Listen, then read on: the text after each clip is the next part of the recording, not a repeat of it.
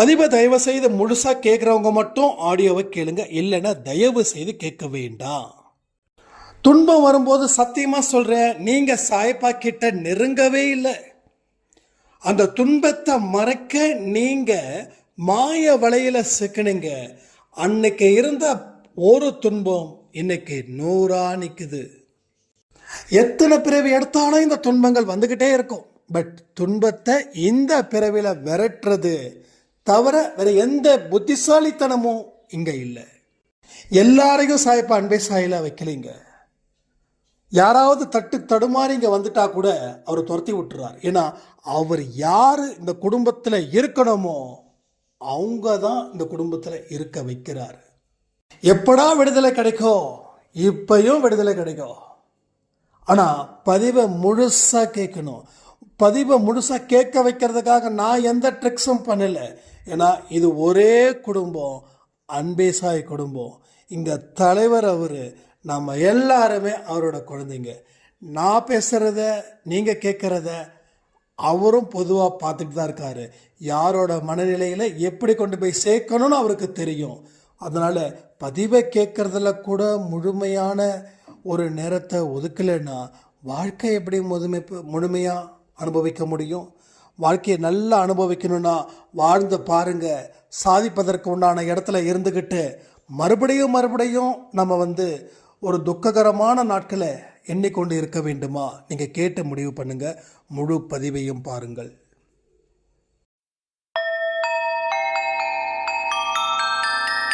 ஓம் சாயிரா சாயிரா, ஓம் சாயிரா சாயிரா, ஓம் சாயிரா சாயிரா, அன்பே சாயிரா, பேரன்பே சாயிரா, அகிலம் தளிக்க ஆத்மா விழிக்க அனுதினம் சாயிரா, எங்கள் அன்பே சாயிரா.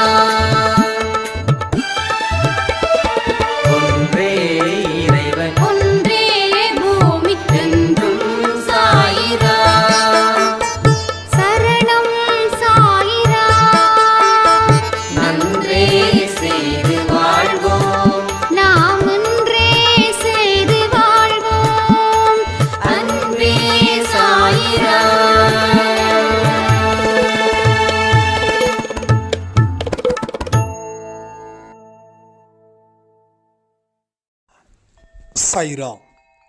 என் உயிரின் உயிரானவர்களே, நம்ம நிறைய பிரச்சனையால சாயப்பா கிட்ட இருந்து தள்ளி நிற்கணும். நிறைய மனுஷங்க நார்மலா இருக்கும்போது அவர்கிட்ட ரொம்ப க்ளோஸா இருக்காங்க. பட் அவங்களுக்கு தவிர்க்க முடியாத இல்லை தாங்க முடியாத ஒரு துன்பம் பிரச்சனை வந்துடுச்சுன்னா அவங்க மனதளவில் சாய்ப்பா கிட்ட இருந்து ரொம்ப தூரமா நிற்கிறாங்க. நீங்க யோசிச்சு பாருங்களேன், நமக்கு உடம்பு சரியில்லைன்னா எங்க ஓடுவோம்? டாக்டர் கிட்ட போவோம். நமக்கு ஓவரா பசிச்சதுன்னா எங்க போவோம்? வீட்டை நோக்கியோ இல்லை ஹோட்டலை நோக்கியோ போவோம். நமக்கு ரொம்ப ஒரு பிடிச்ச மூவி வந்துச்சுன்னா எங்க போவோம்? தியேட்டருக்கு போவோம். அப்போ உங்க வாழ்க்கையில பிரச்சனைகளும் துன்பங்களும் வந்தா எங்க போகணும்? எங்க போகணும்? கடவுள்கிட்ட தானே போகணும். ஏன் அங்க போகாம இருக்கிறோம்? நல்லா சொல்றத முழுக்க கவனிங்க. கான்சன்ட்ரேஷனை தயவு செய்து வார்த்தையில வையுங்க. சும்மா என்னமோ பேசுறாங்க கேட்கணும் அப்படின்னு கேட்க வேண்டாம். உங்களுடைய ஒட்டுமொத்த கவனமும் வார்த்தையில வைக்கணும். அதுக்கு தான் இவ்வளவு பெரிய எக்ஸாம்பிள். ஏன் இதெல்லாம் நம்ம சொல்றோம்? அப்போ எந்தெந்த தேவைக்கு அதற்கு தகுந்த மாதிரி போகிறோம். பசிக்குதுன்னா கோயிலுக்கு போக மாட்டோம், ஹோட்டலுக்கு போவோம். சரிங்களா? உடம்பு சரியில்லைன்னா பீச்சுக்கு போக மாட்டோம், ஐஸ்கிரீம் பார்லருக்கு போக மாட்டோம், டாக்டர் கிட்ட போகும். பிரச்சனை அப்படின்னா ஏன் கடவுள்கிட்டே போகாம இருக்கும்? கடவுள்கிட்ட வணங்குறதுல கூட அவ்வளவு கஷ்டம். ஏன்னா மனசு ஃபுல்லா என்ன நிக்குது? துக்கம் தொண்டையை அடைக்குது. துக்கம் தொண்டையை அடைக்குது. நிக்க வேண்டிய இடத்துல நிக்கலைன்னா வாழ்க்கை போயிடும். அப்போ துக்கம் துன்பம் எங்கெல்லாம் அதிகமாக இருக்குதோ அப்போல்லாம் உங்களுடைய நெருக்கம் சாயப்பா கிட்ட இருக்கணும். ஆனால் நிச்சயமாக 90% மக்களுக்கு அப்படி இல்லை. அன்பே சாயில சொல்கிறேன், வெளியில் இருக்கக்கூடிய மக்களை நான் பேசலை. நான் சொல்கிறது அன்பே சாயில இருக்கக்கூடிய சாயப்பாவுடைய அழகு குழந்தைங்களுக்கும், செல்ல குழந்தைங்களுக்கும், பாசமான குழந்தைங்களுக்கும், நல்ல குழந்தைங்களுக்கும் நான் சொல்லிட்டு இருக்கேன். இப்ப ஏன் இந்த மயக்கம், ஏன் இந்த கலக்கம், ஏன் இந்த பயம்? அதாவது எவ்வளவு பெரிய பிரச்சனையா இருந்தாலும் அவர் இருக்கிறாருன்னு சொல்லி பழகுங்க, அவர் காப்பாற்றுவார். ஆனா பிரச்சனைகள் பெருசான உடனே அவரை வணங்குறதுல கூட அவநம்பிக்கையோட, முடியாத மனநிலையோட, வெறுப்போட, ஸோ வாழ்க்கையில் எல்லாம் முடிஞ்சிடுச்சு, இனி இவர் எப்படி வர முடியும், எப்படி காப்பாற்ற முடியும் அப்படின்னு நீங்கள் நினைக்கக்கூடிய விதம் இருக்கே, அதுதான் உங்களுக்கு விரோதமாக மாறுது. இதே போல ஒரு சாய்ராமோட வாழ்க்கையில் ஒரு பெரிய மாற்றத்தை சாயப்பா ஏற்படுத்துறாருன்னா அது எவ்வளவு பெரிய அதிசயம். அவங்க சொன்னது இன்னைக்கு அவங்க ஒரு மிராக்கல் ஷேர் பண்ணாங்க. வாழ்க்கையை பார்த்து பயந்த தருணம், கடவுள் இருப்பாரு காப்பாருன்னு சொல்லி நம்பிக்கையும் இருக்கு, ஆனா பயம் அதிகமாக இருந்ததால கொஞ்சம் டிஸ்டன்ஸ் மெயின்டைன் பண்ண வேண்டிய அளவில் ஆயிடுட்டேன். ஏன்னா அவர்கிட்ட போகும்போதெல்லாம் எனக்கு என்னோட பிரச்சனைகளை பற்றி பேசும்போது மனசில் பயம் ஜாஸ்தியாகுது. அதனால நான் என்ன பண்ணேன், அவர்கிட்ட நெருக்கத்தையே நான் விட்டுட்டேன். எனக்கு பிடிச்சமானதை செஞ்சேன். அது அந்த நேரத்துக்கு தற்காலிக சந்தோஷத்தை கொடுத்தது, ஆனால் கொடுக்கல. துன்பங்கள் மீண்டும் மீண்டும் என்னை துரத்துச்சு. எல்லா சைடில் இருந்தும் எனக்கு எதிர்ப்புகள். அவங்க இன்னொன்னும் ஒரு வார்த்தை சொன்னாங்க, நல்ல வேளை டக்குன்னு ஞாபகத்துக்கு வந்தது. 10 சிங்கங்கள் சூழ்ந்தா ஒரு மானை என்ன அட்டாக் பண்ணுமோ அது போல என் வாழ்க்கையில் நடந்துச்சு. அதற்கப்புறமா பதிவுகளை கேட்க ஆரம்பிச்சேன். துன்பம் இருக்கும்போது நம்ம தள்ளி போகிறது பைத்தியக்காரத்தனம். அந்த துன்பத்தை 10 மடங்கா நம்ம ஆக்கிட்டோம். இனி எந்த அளவுக்கு நெருக்கத்தை கொடுக்கணுமோ அந்த நெருக்கத்தை கொடுத்து நான் கடைபிடிச்சேன். இன்னைக்கு என் காட்டுக்குள்ள சிங்கமே இல்லை அப்படின்னாங்க. அழகான வார்த்தைங்க, அற்புதமான வார்த்தை, சூப்பர், எக்ஸலண்ட். காட்டுக்குள்ள சிங்கம் இருந்தால் தான் பிரச்சனை மான்களுக்கு, இல்லைன்னா மான்கள் தான் ராஜாவான்னு நிற்கும். அதுபோல நம்ம சைடுலேயும் எதிர்ப்புகள் அப்படின்றது வாழ்க்கையில் வரவே கூடாது. அந்த எதிர்ப்புகளை முறியடிக்கணும் அப்படின்னா யாராவது ஒருத்தவங்க பக்கபலமாக இருந்தாதான் அந்த எதிர்ப்புகள் தானா அடங்கும். மண்டியிடும். ஐயோ என்னை விட்டுடுன்னு சொல்லும். அவங்க எதிரிகள் உங்ககிட்ட மன்னிப்பு கேட்ட எவ்வளோ ஹாப்பியாக இருக்கும். கொஞ்சம் திங்க் பண்ணி பாருங்க. இது அல்லவாடா வாழ்க்கை அப்படின்ற மாதிரி தோணும்ல. அது போலதான் எதிரிகள் மண்டியிடும் வண்ணம் நீ வாழ்வாய். அப்ப என்ன பண்ணணும்? துன்பம் இருக்கும்போது ஏன் பைத்தியகாரத்தனமா தள்ளி நிற்கிற? ஏன் அந்த நேரத்துக்கு தற்காலிகமான சந்தோஷத்தை ஏற்படுத்தி சந்தோஷம் அடைவது போல நடிக்கிற? எதிர்கொள். இந்த நேரத்தில் கெட்டியமா பிடிச்சுக்கோ, விடாத. நீ விட்டுட்டுனா துன்பம் 10 இருக்கிறது 100 குட்டி போடும். இந்த மீன்கள் தான் அதிகமாக குட்டி போடணும்னு சொல்லுவாங்க. கிட்டத்தட்ட ஒரு மீன் குறைஞ்சது 100 வரைக்கும் குட்டி போடும் அப்படின்னு. ஸோ மனுஷங்க சாப்பிட்றதால தான் கடல் கடலாக இருக்குது. மனிதர்கள் மீனை சாப்பிடலைன்னா கடல் என்ன ஆகும்னு யோசிச்சு பாருங்க. அத்தனை மீன்களும் செத்து கடலையே கேவலப்படுத்தும். கரெக்டா இல்லையா? அதனால அந்த காலத்தை சொல்லுவாங்க, மாமிசம் சாப்பிடணும் அப்படின்னா ஆட்டையோ கோழியோ கடிக்காத, மீனை சாப்பிடு. மீன் தான் கடவுளால் படைக்கப்பட்டது, அது மனிதனுடைய உணவாக மாறுகிறது. இப்போ மனிதனோட வாயில் உணவாக மாறிடுச்சுன்னா அதுக்கு அடுத்த பிறவி நல்லா இருக்கும். பால் கொடுக்குற ஆட்டையும் முட்டை போடுற கோழியையும் இன்னும் சில பேர் மாட்டையும் சாப்பிட்றாங்களே அப்படின்னு. அப்போ அது போல துன்பங்கள் என்ன 10 இல்லை 100 குட்டி போடுது. 100 இருக்கிறவங்களுக்கு 1000 குட்டி போடுது. 1000 இருக்கிறவங்களுக்கு லட்சமாக குட்டி போடுது. இப்போ உங்களுக்கு எவ்வளவு துன்பங்கள் குட்டி போட்டு இருக்குதுன்றதை பொறுத்து நீங்கள் அவர்கிட்ட ஒரு துன்பம் வரும்போது விலகி இருந்தீங்களா இல்லை ரொம்ப நெருக்கமாக இருந்தீங்களான்றதை கண்டுபிடிச்சிடலாம். ஏங்க எனக்கே அப்படிதாங்க. ஒரு சில வருஷங்களுக்கு முன்னாடி சாய்ப்பா வாழ்க்கையில் வர்றதுக்கு முன்னாடி எத்தனை கடன், எத்தனை பேருக்கு என்ன பதில், என்ன சொல்லுவீங்க சொல்லுங்க? நானே சொல்லுவேன், உங்க சார்பா நான் நின்று பேசுறேன். என்ன சொல்ல முடியும்? இப்பதான் நான் கடவுள்கிட்ட வணங்கினேன், எவனும் என் வீட்டுக்கு முன்னாடி வரக்கூடாதுன்னு. வணங்கி முடிச்ச உடனே காலிங் பெல், பார்த்தா கடன்காரன் நிற்கிறான். இப்போ கடவுளை வணங்குறதுக்கு சத்தியமா சொல்றேங்க, உண்மையா சொல்றேன், பிடிக்கவே இல்லை. ஏன் இப்பதான்டா வணங்கினவன், வணங்கி ஒரு நாள் கழிச்சு வந்திருந்தா கூட நான் சந்தோஷப்பட்டிருப்பேனே. வராதவன் வந்திருக்கிறான் கடனை கேட்க, இப்போ வணங்கினதால வந்து நிற்கிறான். ஸோ தொடர்ந்து வணங்கிக்கிட்டே இருக்க இருக்க கஷ்டம் அதிகமாக இருக்கும்போது எதுக்கு சாமி, எதுக்கு சாமி, எதுக்கு கடவுள்? அப்போ கடவுளை வணங்கினாலும் வணங்காட்டியும் உன்னுடைய பிரச்சனைகளை நீ சமாளிச்சு தானே ஆகணும். அப்ப எதுக்கு காட்? தேவையே இல்லை. அதுக்கப்புறம் சத்தியமா சொல்ற, அந்த பூஜை ரூமுக்கு கால் படவே இல்லை, எதுவுமே செய்யல.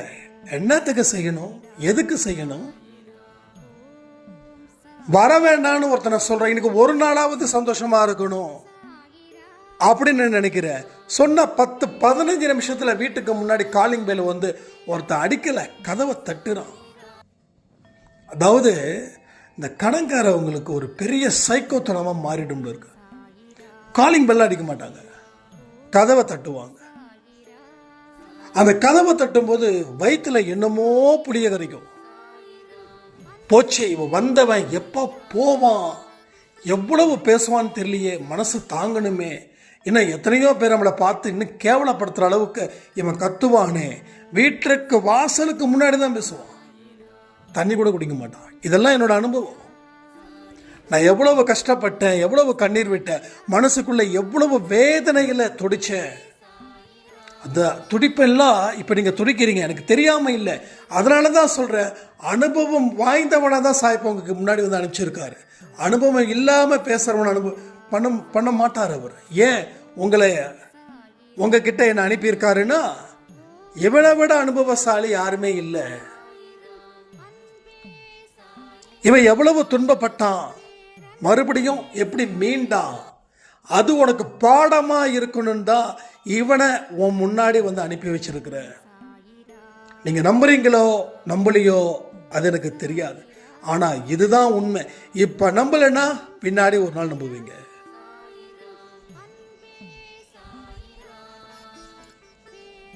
அப்போ என் பிரச்சனை தீரல, வணங்கினாலும் பிரச்சனை, என்னதான் கெஞ்சினாலும் கதறினாலும் கையில பிளேட போட்டு கிழிச்சுக்கிட்டாலும் கடவுள் காப்பாத்தல.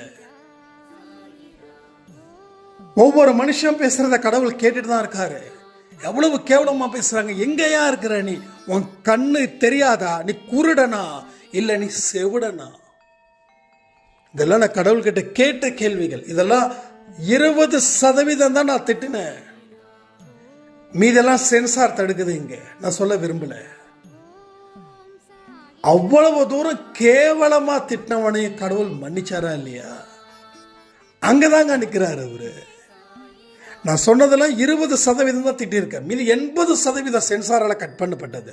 அவ்வளவு கெட்ட வார்த்தைகளை சொல்லி கடவுளை சத்தியமா திட்டியிருக்கேன். இது ஏன் சொல்றேன் அப்படின்னா, இதுக்கு முன்னாடி சொல்லியிருக்கேன். ஏன் இவ்வளோ அழுத்தம் திருத்தமா சொல்றேன்னா, கண்டிப்பா உங்க யாரோ ஒருத்தவங்க நேற்று அழுதுருக்கீங்க சாய்பா கிட்ட. நல்ல கண்ணு இல்லையா, காது இல்லையா, அறிவு இல்லையா, உனக்கு நான் என்ன செய்ய வேண்டியதை செய்யாம விட்டேன், எல்லாத்தையும் செஞ்சேன்ல அப்படின்னு.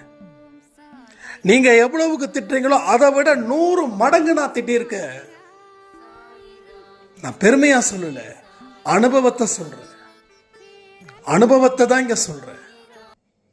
அப்ப என்ன ஆச்சு, எனக்கு நீ தேவையே இல்லைன்னு சொல்லி பூஜை ரூமை மூடுனது தான். வீட்டில் அம்மா கேட்டாங்க, ஏண்டா சாமி கும்பிடுவேன் என்ன அப்படின்னா, நான் உடனே வந்து அப்பயே ஒரு கெட்ட வார்த்தை சொல்லி, யாரு எங்க அப்படின்னு, இப்படிலாம் பேசாதடான்னு எனக்கு திட்டினாங்க.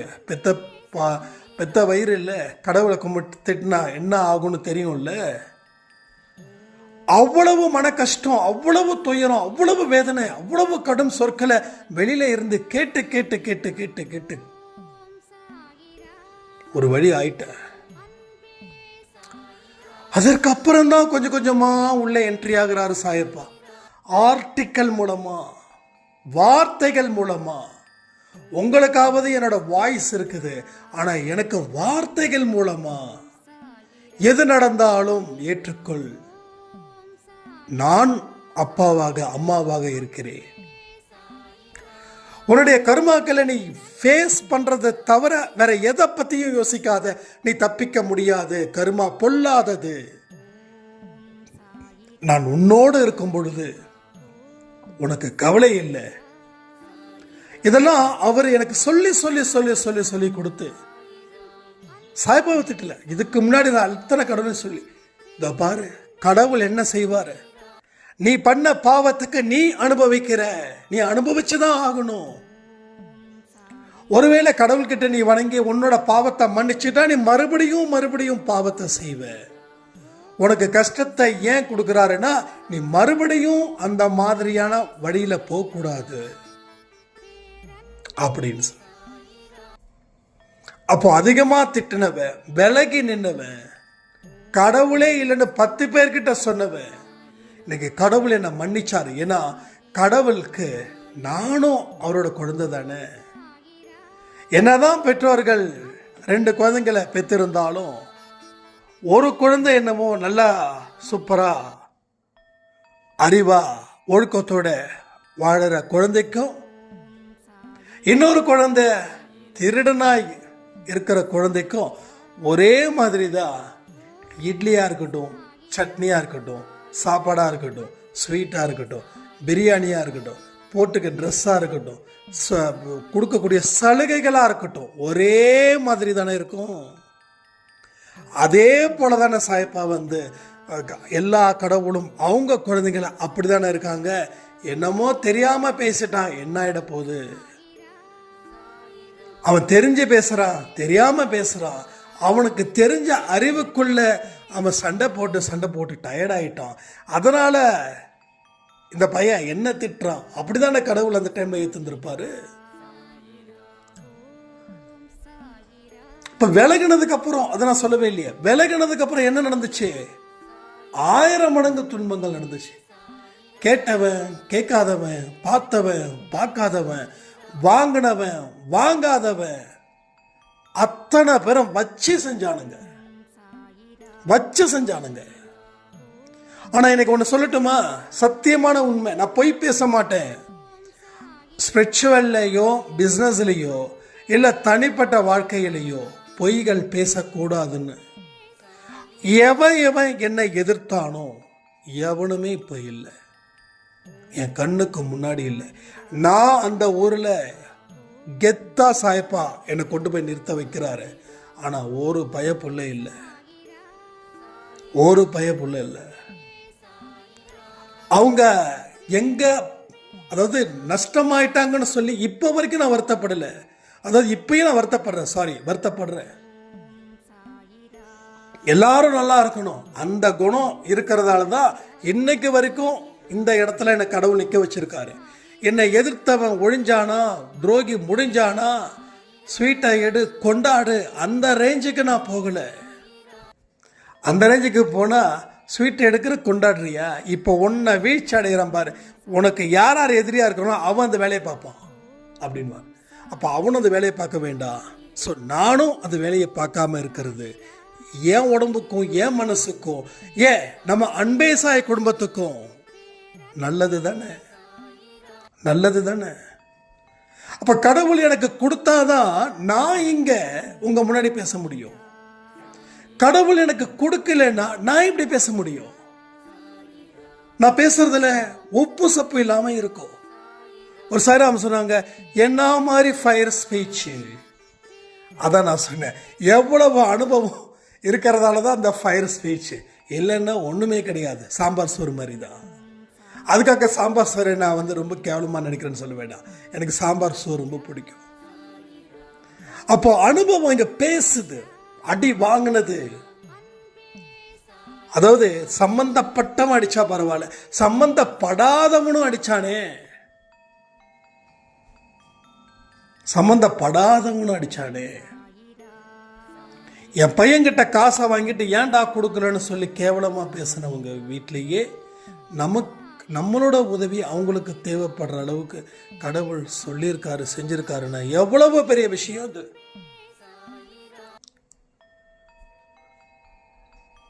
ஒன்னே ஒண்ணு மட்டும் புரிஞ்சுக்கோங்க,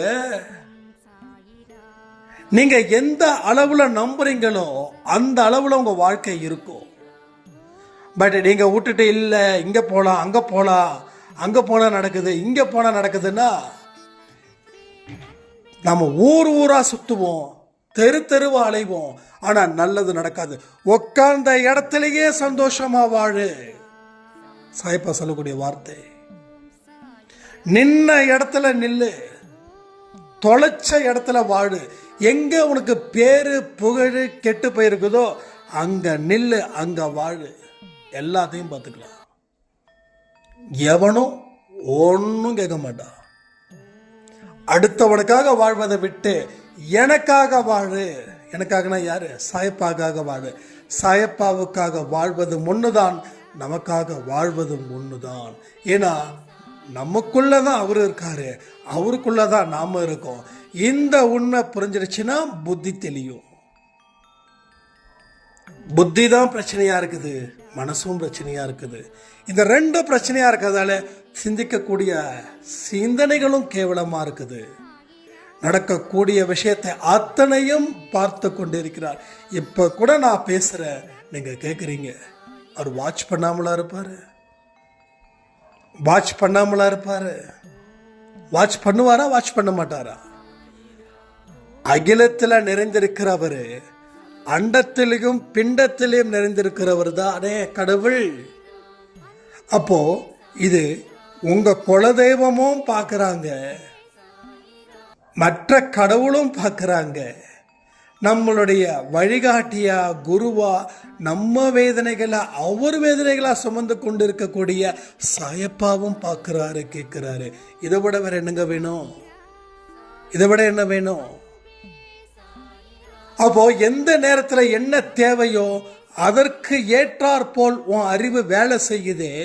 துன்பம் வரும்போது மட்டும் உன் அறிவு வேலை செய்யலைன்னா துன்பம் ஒரு மனுஷனை எந்த அளவுக்கு நிறுத்துது, துன்பம் எந்த அளவுக்கு ஒரு மனுஷனை பலகீனப்படுத்துது, துன்பம் எந்த அளவுக்கு ஒரு மனுஷனை ஒண்ணுமே இல்லாதவனா நடுத்தருவில் நிறுத்துதுன்றதை புரிஞ்சுக்கணும்ல.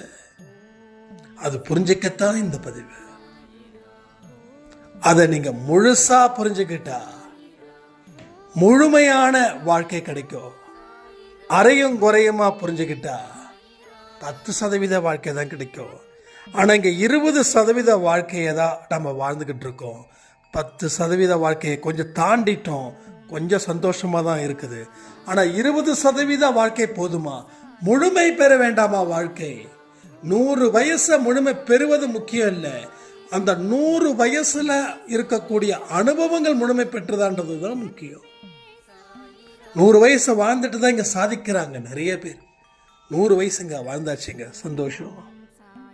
என்ன கற்றுக்கிட்டோம். பாரதியார் 42 இறந்தார். விவேகானந்தரும் அந்த வயசுல தான் இறந்தார். அப்போ வயசு முக்கியம் இல்லை, உன்னுடைய வயசுக்குள்ள நீ என்ன இந்த உலகத்தை தெரிஞ்சுக்கிட்ட, உன்னோட ஆன்மா பத்தி என்ன தெரிஞ்சுக்கிட்ட, உன் வாழ்க்கை பத்தி என்ன தெரிஞ்சுக்கிட்ட, எது நிலைக்குன்னு தெரிஞ்சுக்கிட்ட, எது நிலைக்காதுன்னு தெரிஞ்சுக்கிட்டா போதுமா? எதெல்லாம் நீ இம்ப்ளிமெண்ட் பண்ண, எதெல்லாம் செயல்படுத்தின, இதை யாரு மார்க் போடுறது? ஸோ இதற்கு தகுந்தது போல வாழ்க்கையை மாற்றினியா? இல்லையே. எப்போ மாற்ற போற? எப்படி மாற்றுவ? ஸோ எல்லாருக்குமே சொல்றேன், 100 வயசு ஈஸியாக வாழ்ந்துடலாம். எப்பயும் சொல்றேன், 100 வயசு வாழ்ந்துடலாம். வயசு பிரச்சனையே கிடையாது. ரைட்? என்ன உடலுக்கு தேவையோ அதை கொடுக்கணும், என்ன ஓய்வு தேவையோ உடலுக்கு கொடுக்கணும், எப்படிப்பட்ட தூக்கம் வேணுமோ அப்படி தூங்கணும், தேவையானதை சாப்பிடணும், அளவு கம்மியாக சாப்பிடணும். 100 வயசு வாழ போற. நீ 100 வயசு வாழ்றதுல பெருமைப்படுறியா, இல்லை 60 வயசுலேயே உலகத்தை எல்லாத்தையும் புரிஞ்சுக்கிட்டு இன்பமா போக போறது முக்கியமா? இது உள்ளதான் முக்கியம். ஸோ ஆரோக்கியம் முக்கியம், அதை நான் குறை சொல்லவே இல்லை. பட் எங்க பெருமை பேசணும் நமக்குள்ளனா, கடவுள் கொடுத்தத நான் நல்லபடியா ஓரளவுக்கு பயன்படுத்திக்கிட்டேன். கர்ம வினைகளை பற்றியும் கர்ம யோகத்தை பற்றியும் மற்ற மனிதர்களுக்கு செய்யக்கூடிய உதவிகள் பற்றியும் அந்த உதவிகளால் பெறக்கூடிய லாபத்தை பற்றியும் நான் தெரிஞ்சுக்கிட்டேன். இந்த மாதிரியான விஷயங்களை எவ்வளவு தெரிஞ்சு வச்சிருக்கீங்க, இதுல இருந்து எப்படி கத்துக்கிட்டு இருக்கீங்க? தெரிஞ்சதை செயல்படும் போது அந்த அனுபவம் வேற லெவல்ல இருக்குமே. ஆனா நாம 10 நிமிஷத்துல ஆடியோவை முடிச்சிடுறோமே. 10 நிமிஷத்துக்கு மேல பேசுறதுக்கு பிடிக்கலையே, பேச்ச கேட்க பிடிக்கலையே.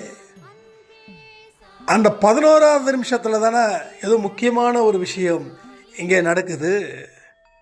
ஸோ இப்படி தான் நம்ம எல்லா இடத்துலையும் அவசரப்பட்டு புத்தியை தாறுமாறா செதைச்சிக்கிட்டு இருக்கிறோம்.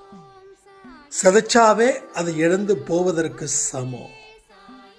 இன்னொரு சாய்ராமோட என்னைக்கோ சொன்னாங்க, சட்ட ஞாபகம் வருது. எப்பயுமே நான் கேட்பேன் 10 நிமிஷத்துக்கு மேலே, சரி அப்புறம் கேட்டுக்கலாம் அப்படின்னு சொல்லி விட்டுருவேன். ஆனால் ஒரு நாள் நான் முழுசாக கேட்டேன். கடைசியில் ஒரு பாயிண்ட் அவனை வச்சுங்க பாருங்க, அந்த பாயிண்ட் தானே என் வாழ்க்கையை மாத்துச்சுன்னாங்க. அந்த ஒரே பாயிண்ட் வாழ்க்கையை மாத்துச்சு. நல்லா புரிஞ்சுக்கணும், நான் முன்னாடி சொன்ன மாதிரி எந்த ஒரு பதிவையும் முழுதாக கேட்டா எங்கேயோ ஒரு பாயிண்ட கடவுள் சொருகி வச்சிருப்பார்.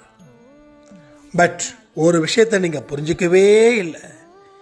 எல்லாமே ஈஸியா கிடைக்கணும் அப்படின்னு நினைக்கிறீங்களே, அது கிடைக்குமா சொல்லுங்க? கிடைக்குமா? கிடைக்காதுல்ல. அப்போ ஒரு நாளும் பதிவுகள் வரும். அந்த பதிவுகள் எனக்கானது. முழுசா நான் கேட்பேன். பாயிண்ட் கண்டிப்பா எனக்கு அந்த இடத்துல உள்ள வச்சிருப்பாரு. அந்த ஒரே விஷயம் இன்னைக்கு நான் சொல்றேனே, என்னோட அண்ணா சொன்ன ஒரே ஒரு வார்த்தை அவர்கிட்ட திருப்பி கேட்டா, நீங்க அந்த வார்த்தையை சொன்னதால தான் என் வாழ்க்கையே மாறிச்சுன்னா என்னடா அப்படின்னாரு. உன்னோட புத்தியை நல்லதுக்கு பயன்படுத்துறா, கெட்டதுக்கு பயன்படுத்தி இவ்வளோ சிறப்பாக இருக்கிற அப்படின்னும் போது நல்லதுக்கு பயன்படுத்தி பாரு அப்படின்னாரு. அப்போ எல்லா விஷயத்தையும் முழுசா கேட்டா மட்டும்தான் உங்களோட விஷயங்கள் உங்களுக்கு புரியும், இல்லைன்னா புரியாது. ஒன்று முழுசா கேட்கணும் அப்படின்னு நினைச்சு உட்காருங்க. இல்லை 30 நிமிஷம் எனக்கு வேலை இருக்குதுன்னா இந்த ஆடியோ கேட்க வேண்டாம், வேற ஆடியோ கேட்டுக்கலாம், ஒன்றும் பிரச்சனையே இல்லை. இப்படி நான் சொல்றேனே, நீங்க கேட்கணும் அப்படின்றதுக்காக நான் ஏதேதோ வழிகளெல்லாம் ஹேண்டில் பண்றேன்னு நீங்க நினைச்சீங்கன்னா அது நம்ம குடும்பத்தில் இல்லாதவங்க வேணா அப்படி நினைக்கலாம். குடும்பத்தில் இருக்கிறவங்க அப்படி நினைக்க வாய்ப்பே கிடையாது. ஏன்னா இங்கே ஒவ்வொருத்தவங்க கண்களை இருந்தும் கண்ணீரோட தான் வந்து உட்காந்துருக்கோம் இந்த குடும்பத்தில். அப்படிப்பட்டவங்கள தான் இங்கே கடவுள் சேர்த்துருக்காரு. இங்கே நக்கல் நையாண்டி அடிக்கிறவங்கள கடவுள் சேர்க்கல. அப்படியே உள்ளே வந்தாலும் அவங்கள என்னைக்கோ கழுத்தை பிடிச்சி வெளியில் தள்ளியிருப்பார். சீரியஸாக சொல்கிறேன். அப்போ அவங்களுக்கு தேவையில்லாத ஒரு இடத்துல புதுசாக யாராவது ஒரு வீட்டுக்குள்ளே வந்துட்டாங்கன்னு வச்சுக்கோங்களேன், அந்த வீட்டோட முதலாளி என்ன பண்ணுவார், ஏப்பா நீ யாருன்னு தெரியாது, கிளம்பு கிளம்பு கிளம்பு கிளம்பு. விஜய் சொன்ன மாதிரி தம்பி இறங்கு இறங்குன்ற மாதிரி, தம்பி தெரியாமல் இந்த வீட்டுக்கு வந்துட்டு கிளம்பு கிளம்பு கிளம்புன்றது போல் விரட்டி விட்டுருவார். புரியுதா? 100% வேலைக்கு விட்டுருவார். ஸோ இதை தான் நாம் சரியாக செய்யணும், இதை தான் நம்ம சரியாக புரிஞ்சுக்கணும். அதனால் 30 நிமிஷம் கேட்க முடிஞ்சா கேளுங்க சாய்ராம், இல்லையா ஆடியோவே கேட்க வேண்டாம். கடைசியில் எதுவுமே கேட்காம எதுவுமே பண்ணாமல் சாயப்பா எனக்கு அதை பண்ணலை, சாயப்பா எனக்கு இதை பண்ணலை, என்னங்க இவர் அப்படி இப்படி சொல்கிறதால உங்களுடைய புலம்பல்கள் அது வந்து கோமாளித்தனமாகவே மாறிடும். ஏன்னா ஹீஸ் அ ஹீரோ. யார்? சாயப்பா.